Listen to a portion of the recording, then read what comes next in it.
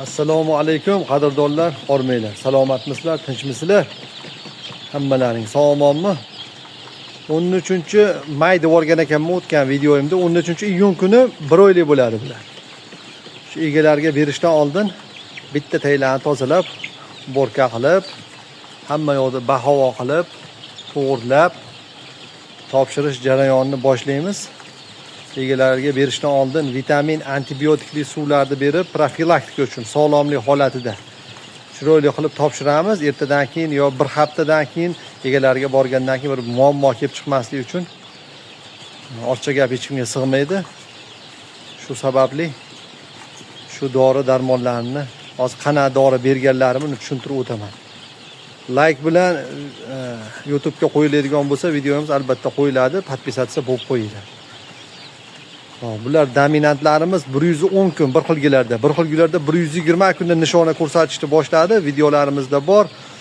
Suv-seksda katta bo'lgan holatidagi videolarni ham shu videoga imkon qadar qo'shamiz.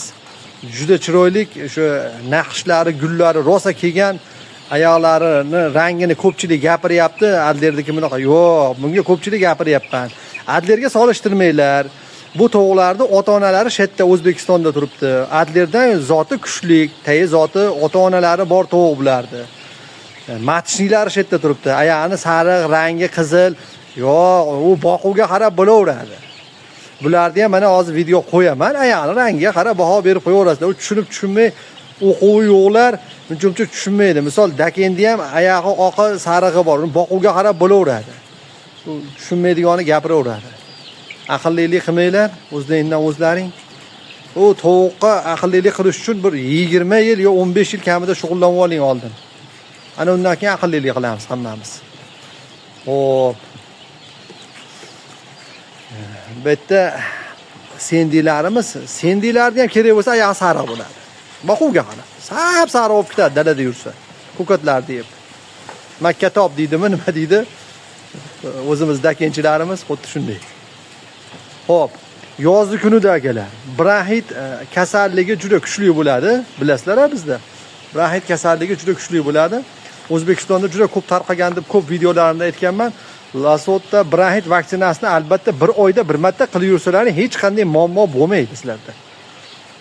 Uy sharoitidagilarni aytyapman. Endi fabrikadagilar o'zi jadval bo'yicha yuradi ular. Jadval bo'yicha qilib yuradi.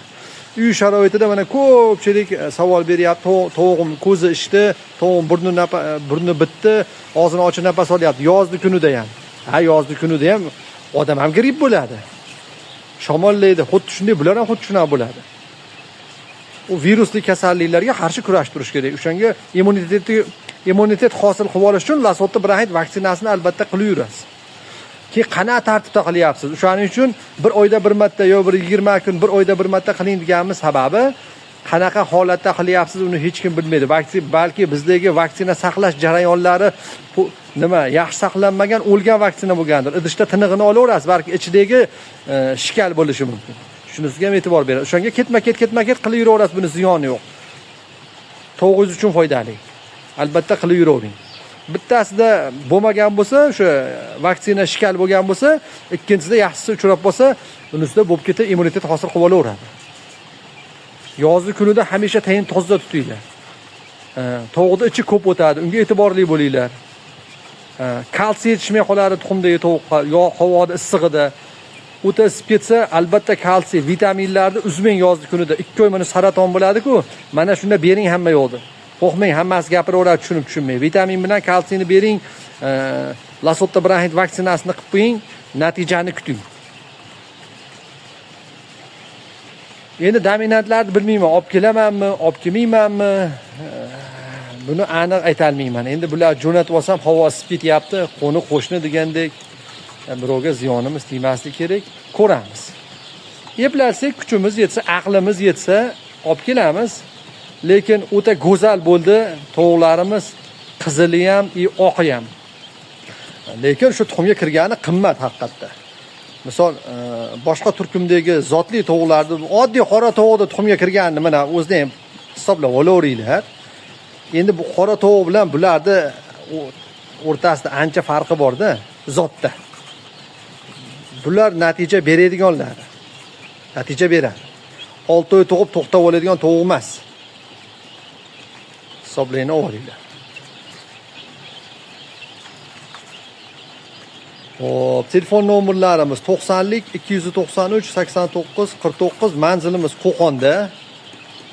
Qo'qon shahrida. Aloqaga chiqaverasizlar. Issiqdi kunida dastavka qilish muammo bo'ladi. Kolitsiyada bo'lsa, keyin spets mashina bo'lsa, unda muammo bo'lmaydi. Spets mashina bo'lsa, bu ichida o'sha ventilyatsiyasi bor, konditsioneri bor, u ob'yomda bo'lsa. Donalilarga uzoqroqqa jo'natish kerak bo'lsa, unga alohida bir vaqt ajratib, kechqurun chiqib, kechqurun yuklansa, ertalab saharga yetib borsa, unda muammo yo'q. Yozli kunlarda muammo boshlanadi, bateriya bo'lishni boshlaydi. Sen o'ldirib olib kelsan, shopir tan olmaydi, mana shunaqangi ko'p chiqadi. Hop, profilaktika uchun vaksina topilmasalarning profilaktika uchun antibiotik berib turinglar. Hech bo'lmasa 15 kunda, 20 kunda, 2 kun, 1 kun qilib berib turasizlar.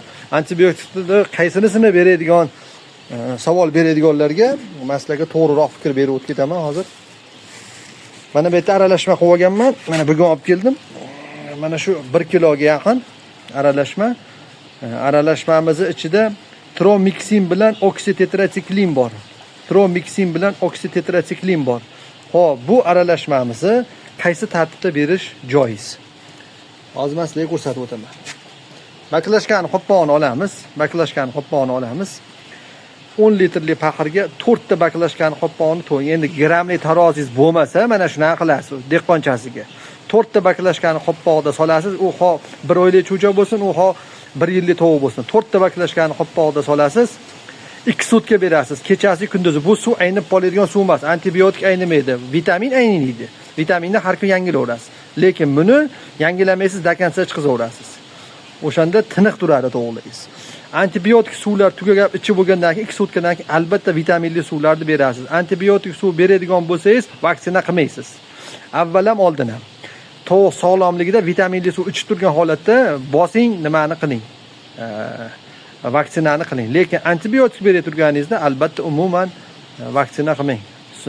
Videoyimni minuti ko'payib ketyapti. Juda ham ko'payib ketyapti. Aloqaga chiqaverasizlar. Sotuvlarimizda bor, lekin zakazimiz to'la. Bundan keyingilarga zakaz olaveramiz. Aloqaga chiqsalaring, unda aniqroq va tiniqroq javob berib boraman. Salomat bo'linglar, sog' bo'linglar, hammaga omad.